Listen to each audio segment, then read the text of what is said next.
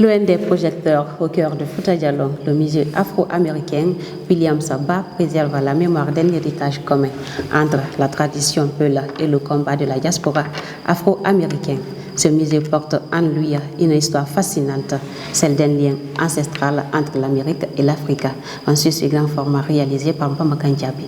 Dalaba, ville historique du Fouta Djallon, cache un trésor peu connu. Ici, un musée raconte l'histoire à cheval entre deux continents. Le musée afro-américain William Ba, fondé il y a un quart de siècle, est l'un des rares en Afrique de l'Ouest à retracer le lien entre le peuple peul et la diaspora afro-américaine. Le responsable du musée raconte les débuts. L'historique, c'est dans les années 2000.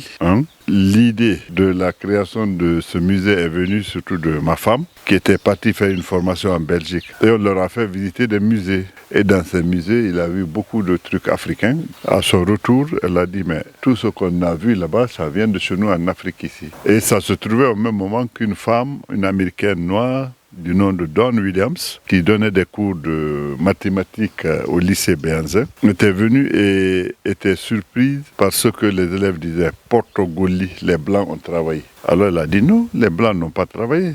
C'est la science qui a travaillé. Donc avec ma femme, ils sont entendus vraiment de faire un musée pour montrer aux gens les exploits que les Noirs ont eu à faire dans l'essor économique des États-Unis d'Amérique. Donc moi, j'ai trouvé le terrain, j'ai amené les agrégats et Dawn Williams, elle avait une grande-mère qui était âgée de 90 ans, qui a contribué pour une valeur de 9 000 €. Donc ces 9 000 € nous ont permis de construire ce bâtiment.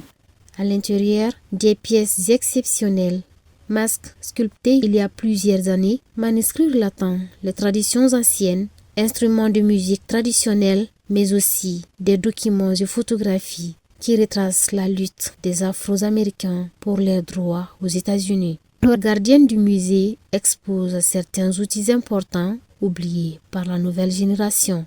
On a mis deux parties. Une partie qui concerne les Noirs américains. Vous allez voir des photos surtout de la traite des Noirs. Vous allez voir des chaînes avec lesquelles on attachait nos frères pour les conduire aux États-Unis. Ensuite, des photos de grands Américains pour lesquels leur histoire est racontée là. Et il y a quelques photos aussi de célèbres Africains tels que Kwame Nkrumah, tels que Cabral, tels que le président Sékou Touré. Les objets qu'on trouve là-bas, la plupart des masques, c'est des masques de la forêt sacrée.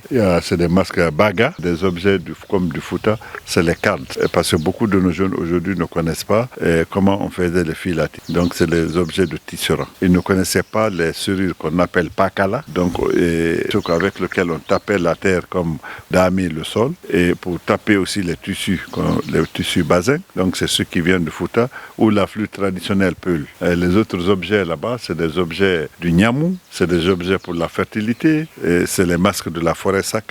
C'est le bensin. Le bensin, c'est la monnaie de la forêt sacrée. Il y a les fusils que les sofas de l'Almami Samori Touré ont utilisés dans leur lutte contre l'invasion coloniale. Il y a des vases qu'on utilisait ici pour les médicaments. On s'assoit dessus ou dans lesquels on mettait de l'eau. Il y a des récipients où on mettait les habits des femmes mariées pour les conduire chez leur mari. Un lieu qui est maintenu depuis 25 ans par ses responsables témoigne une mémoire partagée. Il devrait être un lieu d'apprentissage et de transmission. Pour cela, plusieurs mesures ont été prévues par les responsables afin d'attirer plus de visiteurs. Parmi ces mesures figure en priorité la rénovation de l'infrastructure.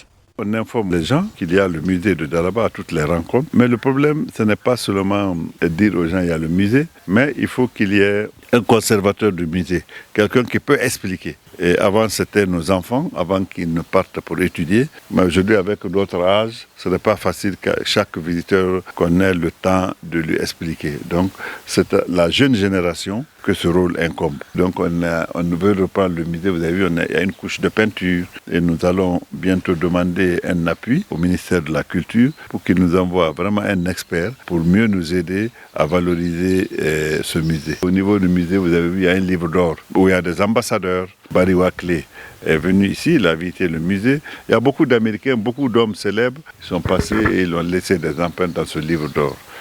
Depuis 25 ans, ces musées veillent sur une histoire qui dépasse les frontières. Aujourd'hui, Ces responsables redoublent d'efforts pour faire connaître et en faire un véritable lieu d'apprentissage, parce qu'un patrimoine qui n'est pas transmis risque un jour de s'effacer.